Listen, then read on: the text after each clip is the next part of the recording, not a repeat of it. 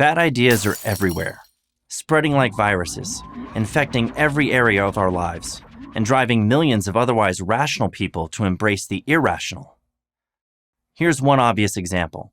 It illustrates a broader point I want to make about, of all things, the moral importance of mockery. Ready for this? We're told by so-called experts with straight faces that men can become women, and women can become men. We're told that sex is assigned at birth, rather than observed, as if doctors just make their best guess whenever they see a newborn baby. We're told men can become pregnant and chest feed. These aren't fringe ideas promoted by radicals on Reddit. They're mainstream, endorsed by once respected medical organizations, highly educated doctors, and popular internet wellness sites. Go to healthline.com and type in, "Can men get pregnant?" You'll find this answer. Yes, it's possible for men to become pregnant and give birth to children of their own.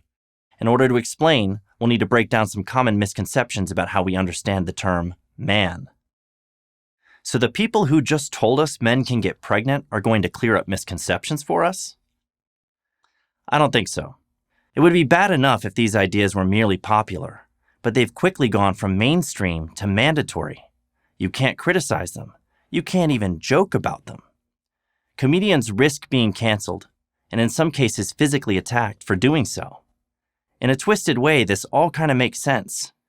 In order to prop up an insane worldview that can't be defended, or even coherently articulated, you have to insulate it from criticism, especially the comedic kind that employs mockery to expose foolishness. It's embarrassing to be exposed as a fool, so it can't be tolerated. My team at the Babylon Bee learned this the hard way when we made a joke about Rachel Levine, a transgender health admiral in the Biden administration. USA Today had named Rachel Levine one of their Women of the Year. They were serious. But Rachel Levine is no more a woman than I am. So we fired back with this satirical headline. The Babylon Bee's Man of the Year is Rachel Levine. The mockery, of course, was of USA Today, not the Admiral. Twitter, pre-Elon, was not amused. They locked our account for hateful conduct. Delete the joke, they said, and you can have your account back. We refused. The intolerable truth you're not allowed to speak is that Rachel Levine actually misgenders himself whenever he calls himself a woman. And pointing that out, no matter how it's done, is not hateful conduct because the truth is not hate speech. But this is how the system is rigged to safeguard bad ideas. The leftists who dominate our media and culture are armed with both a sword and a shield. They can call anyone who differs with them a bigot, a transphobe, a Nazi. It doesn't matter. They know they'll never get banned. That's the sword. But if you joke about the left's lunacy, you'll be suspended or even banned for hateful conduct. That's the shield. So how did we get to the point where it's considered hateful to tell the truth, even in jest? The answer is simple.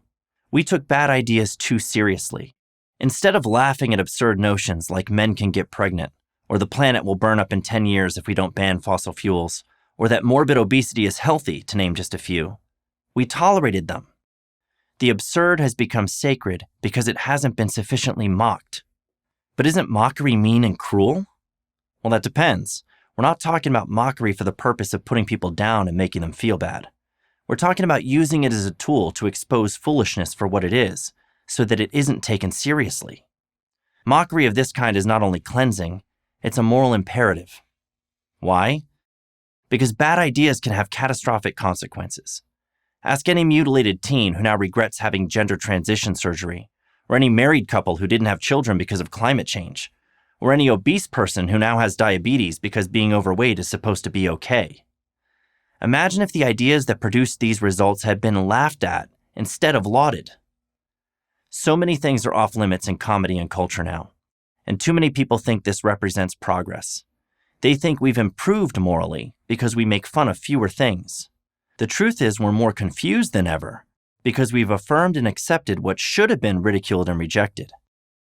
If our goal is moral improvement, we need more mockery, not less. I'm Seth Dillon, CEO of the Babylon Bee for Prager University. Thank you for watching this video.